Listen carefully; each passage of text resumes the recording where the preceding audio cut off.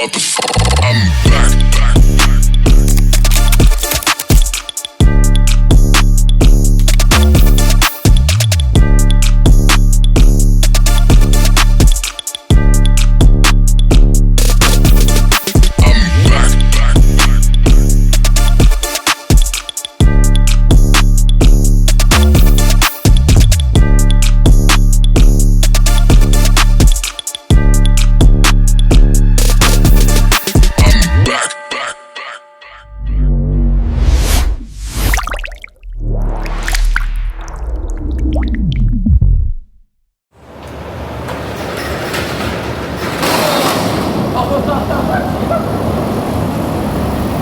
You know, why is everyone here?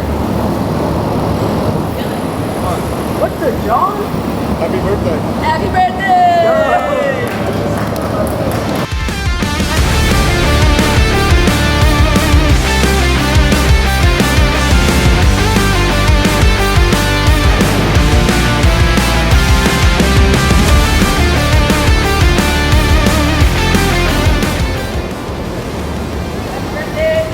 Thank you. Can I drive it? Yeah. Let's get pushed in or no? That's pushing all the way to start it.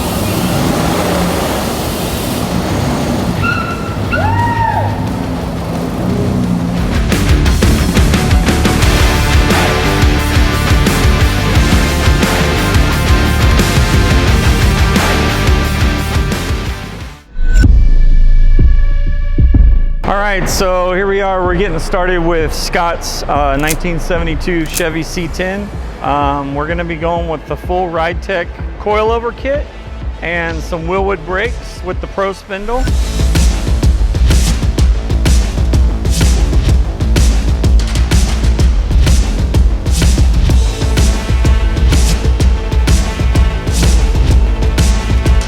This will be a cool truck, gonna get it down close to the ground, make it ride a little bit better. Fair amount of cutting with this. You gotta remove some brackets, some rivets up front, cut for the C-notch, cut for the coilover.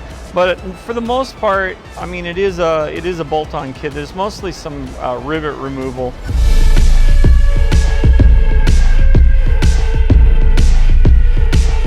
The front end is pretty much complete. We're waiting on a couple steering components, and then obviously we'll have to hook up brake lines and things like that. But the suspension is done. The new upper and lower control arms installed, coilovers in, our drag link with new pitman arm and idler arm. We're waiting on some tie rod ends right now. Once we get that all hooked up, we'll install the sway bar. We'll finish up the back and then redo all the brake lines to get that going at the same time. Back end here gutted out, new cross member installed. This truck already had a C-notch, so luckily this particular C-notch is a little bit larger. So our overlap was actually really good. Came out real clean. We didn't have to weld up anything or anything like that. We're gonna start assembling the rear suspension this afternoon, and then brakes and on and on. So today we are installing our 4-inch wider AMD wheel tubs for the 67 to 72 C10. So when you go to replace these, you unbolt your factory tub here. You take your new 4-inch wider tub, set it in the same spot, kind of line up your front holes and your rear holes. And there's also mounting points all along here that you get from the inside of the bed, inside the wheel well. You then just kind of go around on the inside and then trace the inside of this tub, and that's going to tell you where you have to cut. And then you go through and just kind of mark all your holes where you need to drill. So once it's all marked out, I'll then just take a dolly and a hammer or whatever and kind of flatten that rib out the way the whole thing sits down flat and you don't have this big space. Because when you go to bolt this on, if you don't flatten that out, it's going to take that flange and it's just going to bend it and crumple it, so it's going to be all wavy. So these particular tubs are going to get bed lined to match the bed liner that's already done in the truck.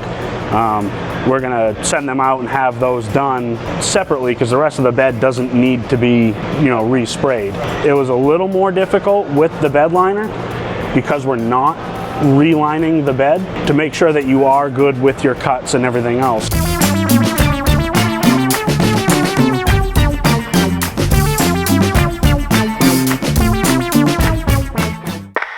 You said my voice, now you're filming me?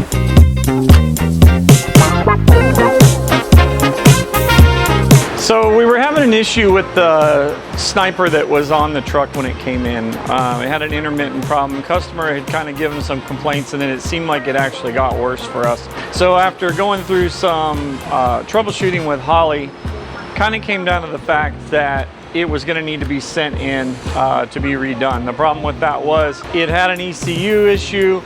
They aren't supporting that anymore. So basically we opted to move him up along with the customer to the Sniper 2.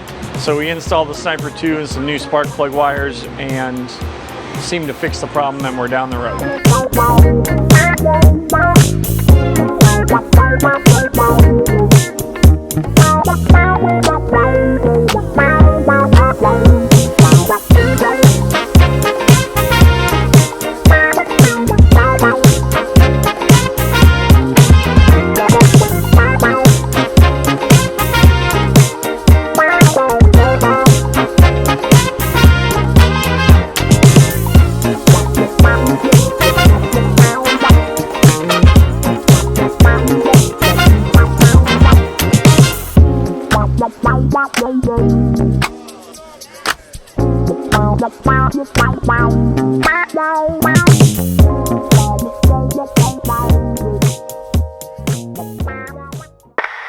They got a tongue for this shit. Look for the new album this fall.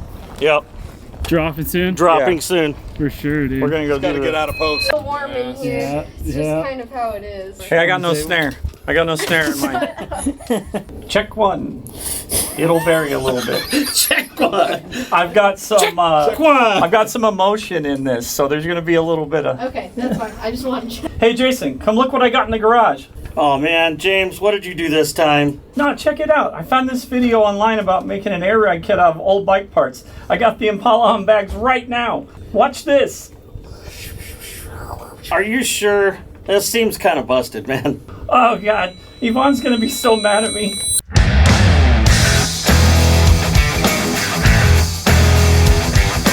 All right, so today I get to start on this giant F350, a beast of a truck.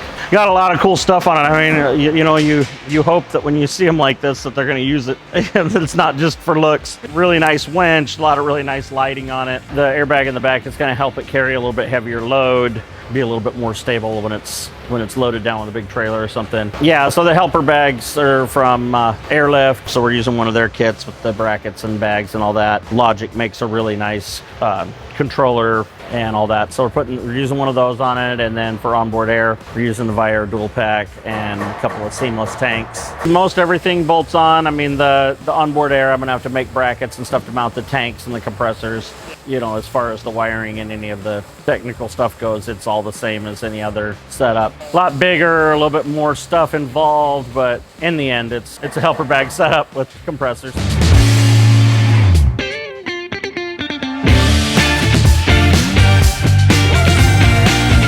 Logic makes this really nice wireless remote. Powered up, it gives you tank pressure, each bag pressure. Yeah, everything's right here. The customer had me wire the onboard air to his upfitter switches. Number 5 is what he requested, so that's where he's got it now. So that turns on his system rather than the key like a normal one would be. So yeah, anytime he needs to add air, just add it. And then of course you can see the tank pressure and bag pressure, and real basic, easy system. Eventually, once he has it figured out, like what his trailers, different trailers he may tow or whatever, what kind of pressure they need to be loaded, there are presets on this. He could set it up for different trailers, just hit, that preset, boom, and once he's hooked to that trailer. So yeah, I mean, eventually, like when he's first getting set up, it'll probably be something maybe he'll adjust a little bit as he drives, which is nice because with this you can. Yeah, so if you don't have the remote, the battery goes dead, or you just don't want to deal with it, the app has all of the settings and everything, so if you want to do any of the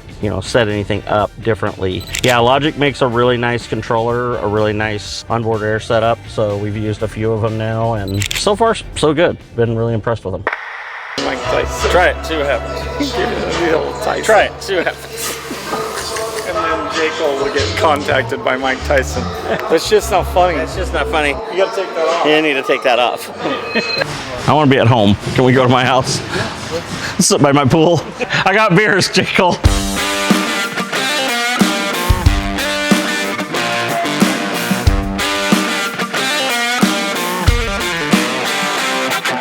So with the 59 Caddy, we came in for a set of Murray's front arms, and his shocks that were on the car were mounted inboard pretty far, and the car, it didn't have a whole lot of shock absorbance with where they were mounted on the arm. So with the new arms, it puts the shocks more outboard and makes them work a little bit better.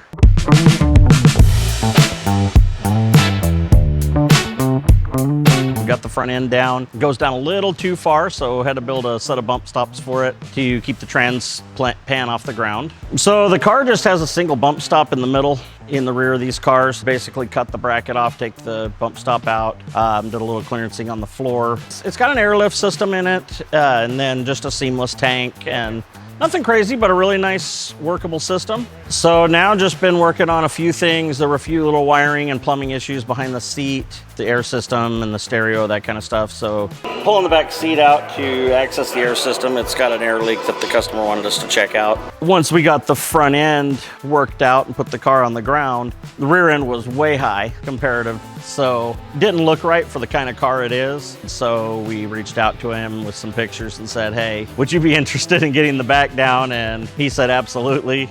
Dropped it in the back, had to raise the front up just a little bit to equal it out. So yeah, I think it looks a lot nicer. Definitely still very low. Did it go this low before or no? It went pretty low. Did it? I don't even remember. Yeah, it's nice.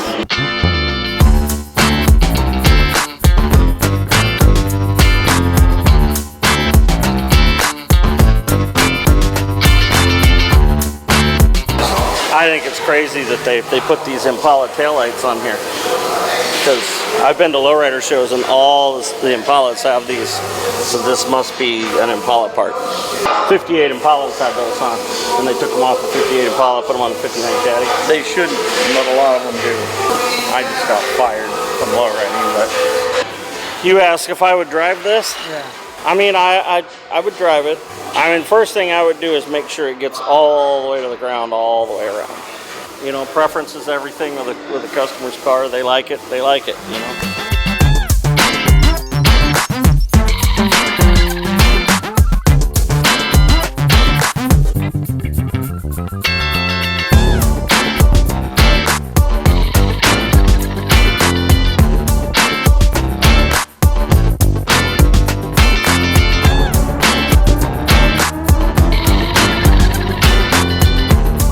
Hey Jason, come check out what I got in the garage. Oh man, James, what did you do this time?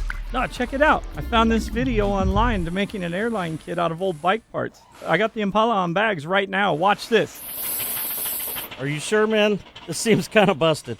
Oh God, Yvonne's gonna be so mad at me. Support for 88.7 The Pulse comes from Switch Suspension. They provide suspension, brake, and steering systems. Located at Dobson and Broadway in Mesa and online at switchsuspension.com.